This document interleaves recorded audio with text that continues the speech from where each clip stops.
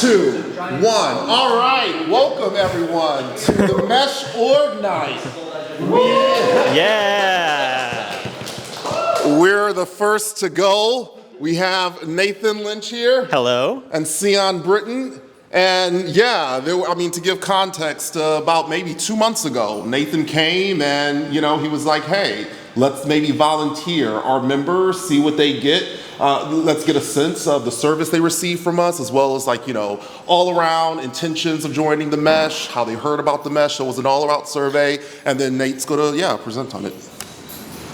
Absolutely, excellent. All right, so let me just make sure I can advance slides here. Okay, so just a little bit more context here. When we were talking a little bit about what kind of questions to ask, I think we wanted to do a really quick survey, distribute it out via email, and I think the goal is ultimately to demonstrate how easy it is to do a survey of our members and to look at collecting some more data as we go forward, get a better picture of the impressions of our members on the Mesh. So something like this could also really help us if we pursued more grant applications. We were looking for some foundation support. So we did a quick 10-question survey. There's a little bit of optional demographic information and connection information to get a little bit more of a baseline from folks. And ultimately, it took very little time. We sent 2 or 3 emails out. We put a note to for folks to reach out on the Mesh Slack channel. And I think there's some really interesting stuff in here. Yeah. So some caveats in terms of who responded. We received 174 responses, which is decent. Across all of the connections that we have, I think it's a little under 10% maybe of our active connections. I think it's not a representative sample, certainly, because we didn't translate it into different languages. And when we look at the boroughs that people responded in, we really had a lot of folks in Brooklyn and Manhattan and very few in Queens and the Bronx and areas elsewhere. So we also collected information about how folks use the Mesh in terms of their connection. Most people use it as a primary connection, followed by folks who use it as a backup, and then folks who use another service as a backup. And finally, this last data point is folks who have been an active volunteer, so 20% of people volunteered previously, and 15% of people either are moving into an apartment that had the Mesh already, or they did a DIY install. So reasons for joining the Mesh. No surprises here, but 60% of people hear about the Mesh through word of mouth. I think that doesn't. We're a word-of-mouth organization. We don't advertise. This was followed by social media at 8%, search engine 6%, news coverage. I think another caveat here is that we didn't really capture people who were the building lead for for the Mesh install. So people might hear about the Mesh through a community event and then bring the Mesh to their building, and then they hear other folks in their building might hear about it through word of mouth. So I think that's an important area for some future inquiry. 85% of people responded that mission was super critical for why they're remaining on the Mesh, and price was secondary, but also significant, 82%. So again, no surprises there, but we're not really competing necessarily on speed. We're really a different kind of provider, I think, and community-driven mission is a differentiator for us. 70%, what do we say here, selected both for mission and cost. These were followed by 43% for performance and speed and technical interest in the Mesh. People who just like the technology, are interested in learning more about it, they're a decent chunk of folks. So general satisfaction and performance. So this is kind of the fun one here. So for the following questions, we sort of asked them to rank their feeling about how things are on a scale of 1 to 5. And we are capturing people who said it was either better than neutral, good, or excellent. So 85% of people said that their experience with the Mesh is better or much better than a previous provider. That's pretty great. Well, yeah. I think we should put that on our website. I think that's like a super cool thing. Nobody else has the ability to say that. Then 79% of people said the reliability is good or excellent. That's pretty great. 80% of people say the speed is good or excellent. That's great as well. And 85% of people said that they had a positive installation experience. So those are really great numbers, I think. The last one, was there like neutral? Was it a 1 to 5 on that one? Yeah, 1 to 5 on that one as well. So 85% of people rated 4 or 5? That's right. Yeah. Yep. Interesting. Okay. I think like from some of the unstructured comments that we collected, people don't quite understand the difference between performance and reliability. So that's something that we could kind of maybe do some education about to capture better data, but it's still an important data point. So mesh support. Here's another website number. I think 92% of people say they like you guys. And I think particularly this is a website number because when you think of a community-driven internet provider, you might not think, oh, I'm gonna, be able to get great support for my Wi-Fi problems, So this is something that we should put out there and say, hey, we're committed to making sure you have a great experience, in addition to doing an install for you. I got some feedback that this chart is confusing, so.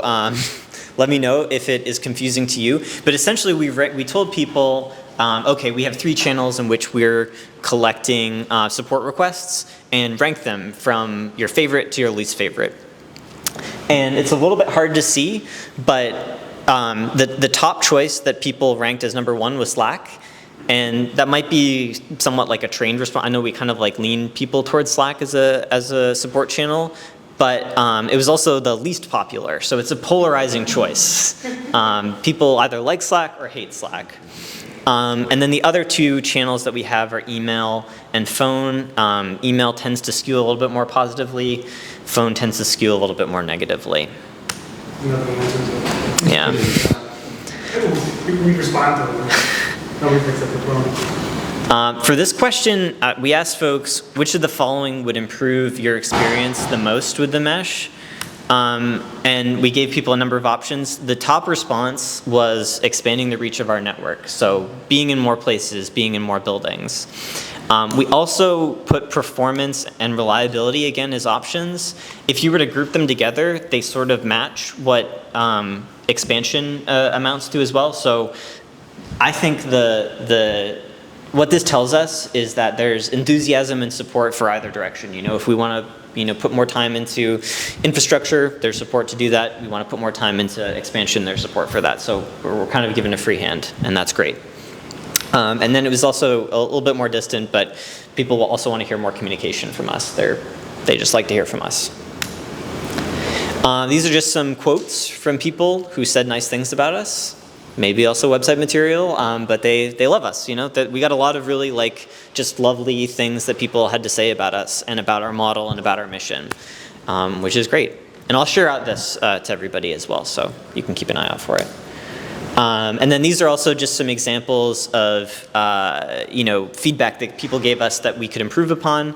I would read them off here, but slowness during storms, that's like an education problem probably for the most part. Speed is sufficient but by needs, but it can be a discouraging factor. Some people kind of came to us in the survey and said, I'm a video producer and I handle a lot of data and this is really not kind of working for me. So that's something to think about going forward. And then finally, just better handoff to the next tenant. These other things of feedback are just like folks who have different communication questions as well. So. Yeah, totally. Whoops. Yeah, this is very interesting. So next steps, the big top line takeaway is just that we have folks that want to tell us about, what their impressions are about the mesh. People are excited to tell us about what they like, what they don't like. And we also had a good number of people who said, oh, I want to volunteer. I haven't had an opportunity yet to volunteer. So we have a number of emails. And I think it would be good to, further engage these folks. And then I also think that we could also collect a lot more data in a lot of different and interesting ways. One example that comes to mind would be doing an automated survey after a support request, just asking, you get this from everywhere else, but like how was that support request that you put in? Did it go well? Or sending out a survey to folks a month after their install and saying, how are things so far? Is this what you expected? That sort of thing. And now I'm also going to pass it over to Seon, who is a dashboard that he's created, which is another great example of what we can do with this data to kind of build a snapshot of how the mesh is doing at any given time. So let me pull that up and hand this over. Thank you for that. So the idea of this dashboard, it's going to walk you through everything that Nate just presented in his presentation. But the idea is if you wanted to see a quick visual, this is where you could see all that data. And it's the most high level data. So I imagine this is going to be more so for like the board, people like volunteers that really want this information. But, across the mesh, people can come and see, all right, what are the results that we're getting from this survey? So if we just start with the top section, this is just snapshot data, very high level overview. You see 174, and then you'll see sort of these three main points in here. Actually, just so I can read this, I'm going to step out so I can see. Can you zoom in? Yeah. The Gemini panel, yeah, X out of that. Right here? No, on the right, yeah, that was. Okay, all right, cool. All right, so we just stay there just for a minute. So you'll see NYC Mesh only service, I think that's a big number, but you'll see the majority of folks that are on the mesh, they are primarily relying on us. So I think that's important for us to understand about our members. Rated much better or better than prior ISP, and then active volunteers. Just something to note. Hopefully we can get that number up, but I don't think that's going to be like a hard sort of goal we have from this, but just sort of keeping the pulse on across our members. All right, how many people are volunteering? If you scroll down, and Nate, if you could, just scroll up to where member data is on the top. Just scroll to, Down. Yeah. Perfect. So this next section right here is just member data. These three tables that you see on top, they're just visualized in a different way underneath. But first, geographic. So Brooklyn, Manhattan, largely, that's where all of our members are. And then you'll see that pie chart at the bottom. If we look at this middle table, the main reasons for using NYC Mesh, as Nate already talked through, mission, cost at the top. If we look at this final table towards the right, how folks heard about us, by far and large, it's friend, word of mouth, followed by social media, and then the others following. But this is information on who our members are. If we now scroll down, we'll see this panel on service data. So if you look at the table in the top left, service ratings. So as Nate mentioned, these are all like across the board. We're hitting about 80s. I will say, and we can talk more about this after I go through, but the support experience, the reason why that's so low on this dashboard, it's across it is included even with people who did a do-it-yourself install. So that's why that number's driving low. I just need to fix that equation, and then that number will be what Nate reported in his presentation, but just to give you some context.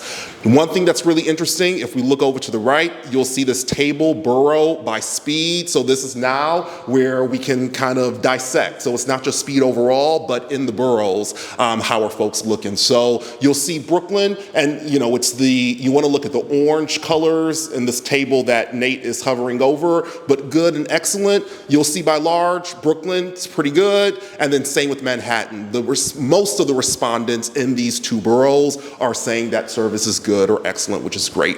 And then if you scroll down, still talking about service data, you'll see the table to the left, top requested improvements, and they're ranked. And once again, it's really this bifurcation of expand coverage and more consistent speeds. And that's visualized on the table to the right, where expand coverage and more consistent speed, that's taken up like over half of the pie chart. So it really is like those are the two big elements that people are really latching onto. If we scroll down, this is going to be our final panel in the dashboard, and that's support data. So if you look to the table, upper left, you'll see those channels, as Nate mentioned. For the dashboard, I did just visualize it with first choice, but I do think we can use a chart where it designates like first, second, and third choice. But You'll see Slack, once again, is leading the pack. And then I've got 2 drop-down menus of service feedback and additional feedback. So Nate, yeah, if you click on any one, these are all the comments being pulled to the question as it relates specifically to service. And so yeah, if we just take a minute here, you'll see my speed is horribly slow. Slow speed. My Zoom has been lagging for months. Outage shortage or slowness during storms. So just a few, and then we've got some good things. But if you close out of this drop-down menu, and just click anywhere. Oh. Yeah. And then go to the next drop-down menu. This is additional feedback.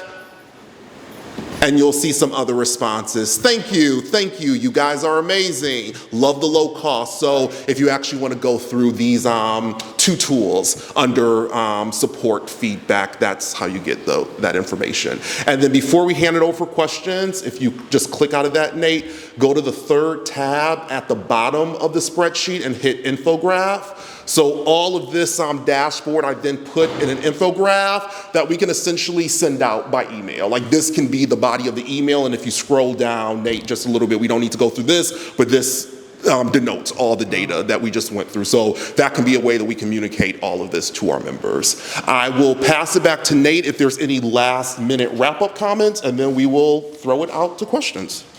Shoot it right to the questions. All right, let's go. Lawrence. Yeah, so I know you addressed that the survey was only available in English, but in general, how was it distributed and how did that affect the sampling? Yeah, so it was mostly distributed via email. I think we sent 2 or 3 emails out. We did put... Oh, we've got 2 now. We got 2 now, okay. For questions. Oh, Okay. all right. Yeah, Lord, so we in terms of the... Yeah. In terms of how we sent the email out and how that affected the data collection. Absolutely. So we sent 3 emails out to our general, I think we have an account through MailChimp, and that's where we collect all of our active connections. I think Julian in particular recommended next time if we wanted to reach out to the building leads, the folks who led the install in their building, they might have better on the ground connections with people in their building. I'm not really a big social media guy, but if we wanted to do a real big social media push, that would probably change the outcome. We didn't really advertise it much in Slack. I think for better or for worse. So I think that also might have influenced the way that the survey results came in. What did you mean when you said that Slack was the most popular #1 choice, but also the least popular? Yeah, totally. So when folks were asked to rank the 3 options, so Slack, phone, and email, the single most popular option, the most #1, the option that received the most #1 votes was Slack. The option that received the most #3 votes, least popular, was also Slack. So people love it or hate it. It's either something they really, will jump to first, or the something that they're not ever going to use. Since you can select all 3 options, it was an even split. And the challenge for us, right, is that Slack is genuinely the best way to get support because there's usually someone who responds very, very quickly. Mm-hmm. If you leave a voicemail, it does post in Slack to a private channel called voicemails. Email is actually probably the slowest way because I don't know who monitors it. I don't. So, anyway. It might just be an image thing too. And so some people just don't want to use Slack. Especially, what's interesting is I've talked to people who use Slack at work, and they're like, I really don't want to use Slack when I'm not working, right? Which I totally get. I think the email goes to OS ticket, and that's how they get. The email goes to OS ticket, yes, but not a lot of people are looking at that. What I'm saying is actually, believe it or not, there is also a Slack integration that posts ticket emails, but I think very few people look at that because it's very noisy because if you submit a join form, it makes a post. So I think there's also a way in which there's a lot of dead volunteer Slacks. I don't know if you've joined a lot of Slacks where there's just nobody posting at all. So people might also get the impression that if I put a support request in via Slack, I'm not going to get a response ever. So could just be one of those things where we could just tell people more about it. Can we pass the microphone to Daniel, the gentleman in the back? very much.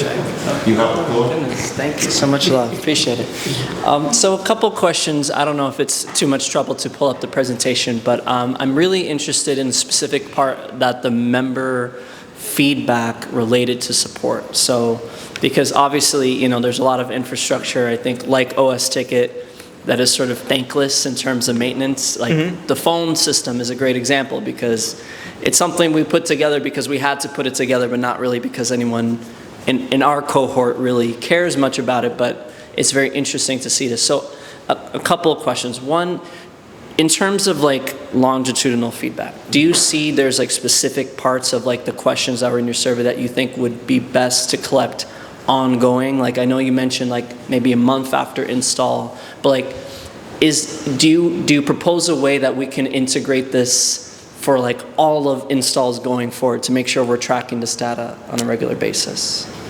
Technologically, no, but spiritually, yes. Like, I think it's a great idea, but I wouldn't necessarily know how to implement it. But the sorts of questions that I would ask probably would be, is this what you expected? Like, is this is your impression of your connection what you expected out of the mesh? It definitely a space for unstructured feedback. You know, what could we do better? How was your install like technician, if you want to put it that way? And do you need to receive more communication from us? I think we'd want to keep it like relatively short. It's probably only 3 questions, to be honest. Do you have some ideas, Seon? Yeah, one of the things you're getting me to think, Daniel, and I'm not suggesting we do this now, but 2 things. First, so when you mention longitudinal data, the first thing that I'm thinking of, if we were to collect that, we would need to make sure that we're collecting it at the same point of the customer journey. So what I mean by that is if we're asking the question of like, how's your service a month after now in 2026, if we were to send this survey out in 2027, we would need to make sure that those respondents also are getting the survey a month after, just to compare. So we could do that. I'm not suggesting we do that, but that's one thing I am thinking through. Another thing you got me thinking is that there is a question on the survey of how long you've been a part of the mesh. I don't think we asked that, no. Gotcha. I'm thinking, so this is why we're calling out. That's a good question for us to have, but you're getting me to think, Daniel, we could then do like certain like bursts or campaigns based on time. So like for instance, we could take like the month of January and say, let's try to get as many people as we can to take the survey that's been on the mesh under a year. And then we can take February through March and do a blitz of like getting people that have been on the mesh for 2 years plus. That could be a way for us to kind of align that data. So yeah, I'm not, that would be a kind of uphill work that I'm not saying we do right now, but in the next few months, I think that's something we should look into. There's level analysis to look at. There we go. Yeah. Cool. There's definitely a way that we can pull that, like when because we're pulling these emails from MeshDB. Yeah. So it's very easy to Okay. add in something that will grab a specific chunk of like, you know, all mesh members with install but active after this date, before this date. That's relatively easy to filter that email list like that. Yeah, and I'm Follow-up is also very easy because MeshDB enables all of that. Sweet. I think that an interesting point of I moved over here now. An interesting point of, like if you go back to that slide about the feedback, you know, it is definitely very interesting to see the comment about, about support responsiveness. And it makes me wonder whether, you know, as much, you know, as it was mentioned, OS Ticket, there's integration, no one checks it because it's spammy, but like, is there something in the way, because I was on the team that helped build the support bot, right? That could be something where we track when people are seeking support and how quickly someone responds. That might be an interesting data point, especially as we take on more and more. I definitely see it. I definitely see on Slack that it used to be where a volunteer, even at 4 a.m, is responding like, hey, your internet's out, we're gonna help. Like that's not, that level of support has been going down. So I think it's really awesome to be able to track that. I agree. We can place ticket data under support data in the dashboard. I agree, Daniel. Thank you. I would just make one short comment on support, and then I have a larger comment, which is I think with the support, there's also a concept of the like initial install, like you've got an installer who you might have their phone number from that, and you text, and they're like, oh, sorry, you need to, I don't see your thing up. Are you sure you didn't shut the power strip off or something? And like, that's like, at least from the installer perspective, is one where you're very quickly kind of like, okay, let's make sure we close this out. And then there's sort of the like ongoing perpetual support mechanism, which I think might be slower. And it might be interesting to try to disentangle that, but you would kind of see that with a 30-day survey or something like, or some kind of time box survey. The other thing I was gonna comment on that I think is interesting about the people you're surveying, if you're taking emails from MeshDB, is a question of like, how many people in your household does this connection support? We did actually ask Oh, that. you did? Okay. Yes. So, It's not on the dashboard though. great, okay. Because I tend to think of something where people are in it for the mission as something that I would suspect one member of the household is more likely in it for the mission than everybody else, if we're talking about Yeah. families or roommate type situations. Great point. And it would be, I don't have I like getting into the data, and I don't know what the, way to follow it up is, but to just think about how do we take advantage of the fact, or how do we kind of disaggregate, like, what are people's general opinions of the mesh as users versus as kind of like their own household mesh champion? Yeah. I agree. Go to the form responses. And just because you got me curious, Rob, I like that. Let's go. No, you're good, Nate. Stay in this tab. Go over to the column that asked that question. Yeah. Scroll slow until there we go. It's, and then can you filter that if you click on, There's an alignment issue. Oh, The 4 pluses. say, create a filter. Oh, no, that's fine. All right, we'll do it later, but yeah. That information would be incredibly useful because in grant, he's fixing the focus. In grants, in Perfect. in PR things. Yeah. It's always a question of how many people are on NYC Mesh. Oh, perfect, And Nate. it's Good a call. genuine guess. It's like install numbers times what we think, right? So like the number that we normally use right now is about 1,500 households and probably about 5,000 people use the mesh, but it's kind of a guess, Yeah. right? So this would be really interesting. So let's just take this in for a bit. From the one, and actually now we have 176 responses. So it seems like, largely speaking, 2 people apartments and then 1 person apartment. Say that again, Ash? Yeah, if we just did the math on that, it would be interesting to see like a guess of how many people, assuming we treat this subset as representative of the rest of the mesh, which it's probably not, but that's okay. That already is more useful than the data that we have now, which is like, we're essentially just saying 2.5 people per. Yeah. I also forgot to do the math on it now. Yeah, I'm glad you did People use this. your connection for, it's also kind of interesting. Oh, that's another thing too. Yeah, let's digest this for a bit. Yeah.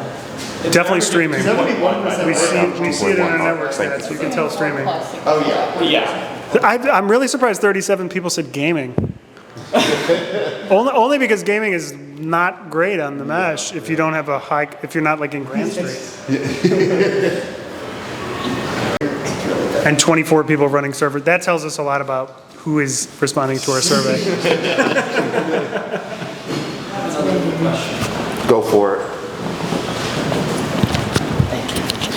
Do you see a pathway of this being like something done on a regular basis, this survey process?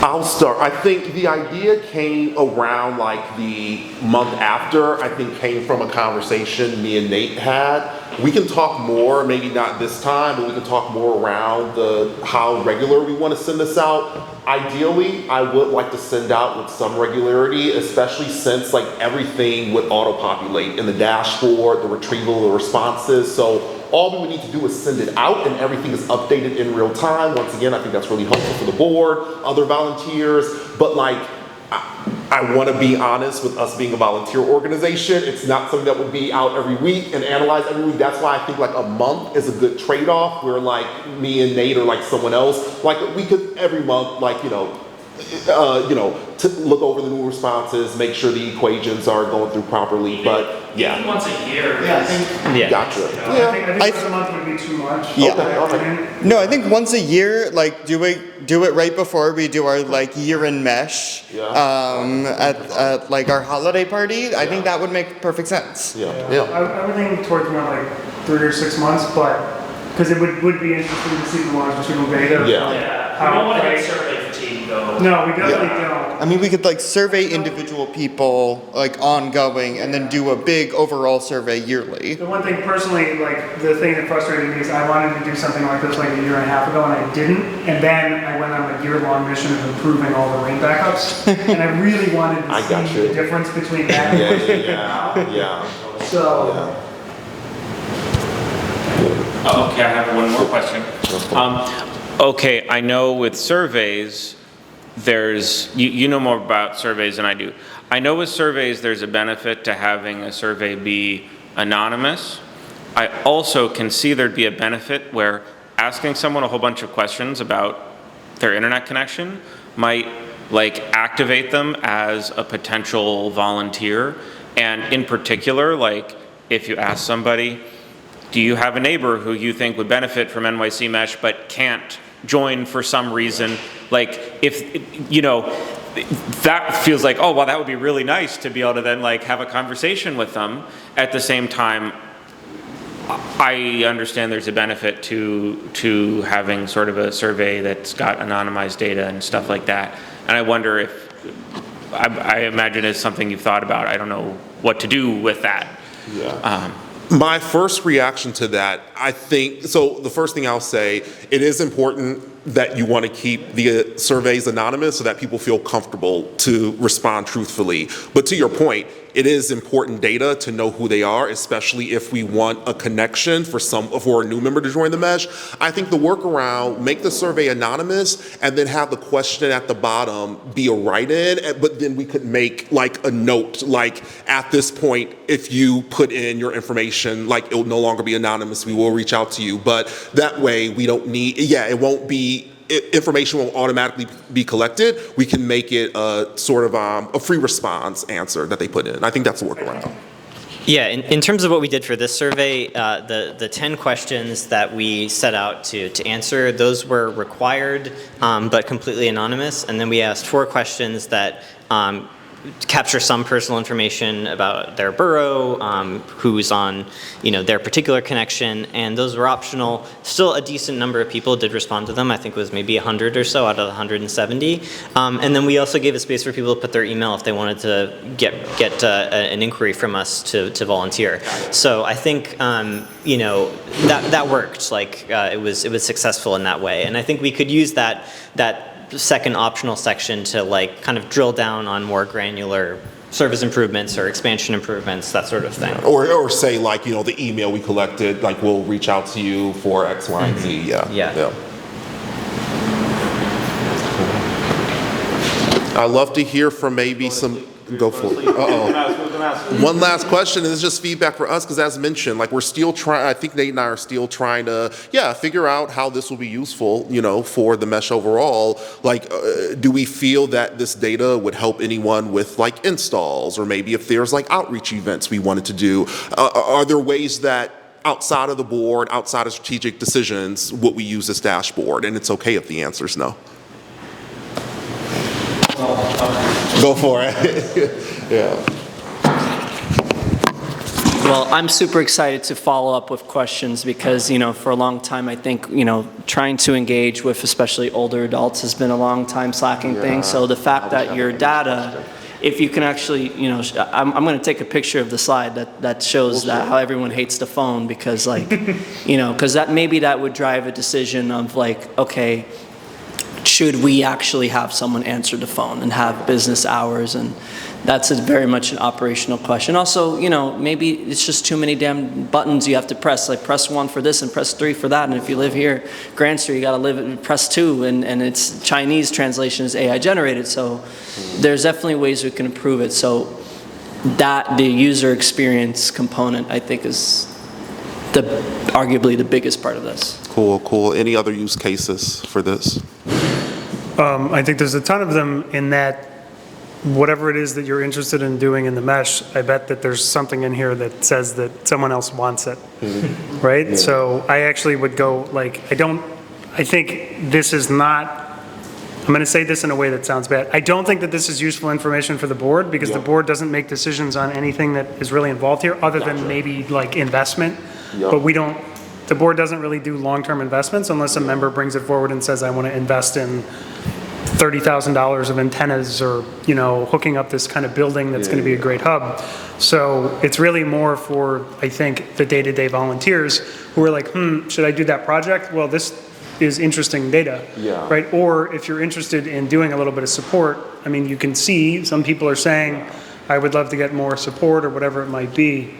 I think all of that is really, really useful. Yeah, thank you for that. That makes sense. And I would just encourage you also, I'll share this out, but like go through the unstructured, like what are your comments, what are your questions, that sort of thing. There's like a lot of project ideas there that people just like pitched us in the survey. So you may have a similar idea. Yeah, I guess follow-up question on, I don't know your name, but your, Rob. Your thought about the degree to which it would be helpful if it were less anonymous or not. I guess I'm just wondering, I guess the way that what you showed us was structured, it felt more like feedback, it felt more like not very, it didn't seem like very sensitive feedback, it was like, is it fast, how do you prefer getting, we're not asking anything too personal. Yeah. So I guess I wondered, like, given that, like, would it be I guess if the emails are being populated from the database, can it, like, can the people receiving the survey have, if we wanted to have a not anonymized version in which it was in which it could be tied in a more specific way to where it came from, that it could be like the email is pre-populated with like something specific to the install number, and if that is helpful, only if it's helpful, like for us to know, for example, systematically we're missing people in this building and maybe we would like to have people in this building, I don't know, for example, but only if that's helpful information. I just don't know. Yeah. I'm going to give you my opinion. I think that could be useful for large buildings, like Grand Street Guild would be a great example of doing a member survey that's focused on Grand Street Guild and Grand Street Guild specific, like we can tailor questions to it. I think that doing that on a broad basis would actually depress responses. Again, just my professional experience of doing surveys and user sentiment is you generally get better, like more consistent response if you make it anonymous. So I really like the way that Nathan set this up, which is it's anonymous unless you don't want it to be anonymous, right? So you can give us your information if you would like. The other thing that I would be careful about is if we send out, especially if we send it out to all members, right? If we send 1,500 people here's your install number, give us your feedback, there could be an expectation of some sort of response to that, and we definitely cannot do that with our current, we need to hire people, right? So I would almost be against anything that's very specific of like, we want to hear from you directly and we'll follow up with you, right? Because who's going to do it, Because I'm not going to do it. And I don't know about you guys. Any final thoughts? Yes. Is there any data on what social media people use? Like, I was just thinking about the old people, and they might be on Facebook. And is it possible to have like a pipe from Facebook into the Mesh DB where people can like talk to you, like a Facebook account? Is that? I was just wondering if your survey could ask people like how would you like to get in touch with us? Because I personally don't like Slack. But I use it because it is the most effective way. Yeah. But it would be great for me if I could message a number or something like that. Like the less apps I have, and is the better. So, but I can imagine like an older person or something being like, oh, they have a Facebook account. I can just talk to them on Facebook. Yeah. I don't know. You want to say? I'm not sure if that We makes talked sense. about moving WhatsApp into Slack, but I don't think we've ever talked about Facebook. I was just not like a support chat. Oh, like on the website? That's not a bad idea. You have like a small language model, a chatbot on the NYC Mesh. No, like a. Maybe. We'll see. Go for it. Or just like a chat channel like that, like, on other companies you'll see like a little chat thing in the corner of the website, and then it's like you also enter your email if it like takes longer, but like if someone's there it just shows up in the chat. There's like open source stuff for that, like Chatroot or things like that. I just had that thought. I'm not saying we do that now, but that could be one way, and that's a small language model. We just have a chat bot in the nycmesh.net. That would be its own project, but that's an option. But yeah, Ash, you had more on social media comment, and then we'll give our response. Cool. I have one final comment. Thank you. This is, we really appreciate you doing the work on this. Yeah. All right. Well, thank you for that. And thank you for your time, everyone. All right.